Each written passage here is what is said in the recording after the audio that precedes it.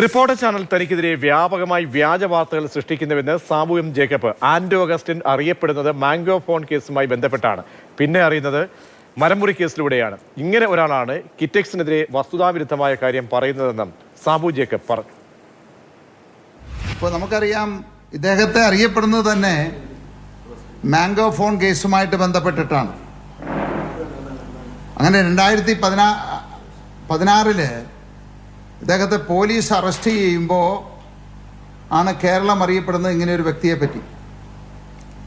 അവിടെ ഒരേ ഡോക്യുമെൻ്റ് തന്നെ പല ബാങ്കുകളിൽ പല രൂപത്തിൽ വെച്ച് തട്ടിപ്പ് നടത്തിയതായിട്ടൊരു ബാങ്കിൻ്റെ പരാതിയെ തുടർന്നാണ്. അതിനുശേഷം മറ്റ് ബാങ്കുകൾ വന്നു, അതുമായിട്ട് ബന്ധപ്പെട്ട് ഡീലർഷിപ്പ്, അങ്ങനെ വിവിധ അന്വേഷണങ്ങൾ നടന്നുകൊണ്ടിരിക്കുകയാണ്. അതിനുശേഷം 2021 മരമുറി കേസിലാണ് അദ്ദേഹം വീണ്ടും പ്രസിദ്ധനാവുന്നത്.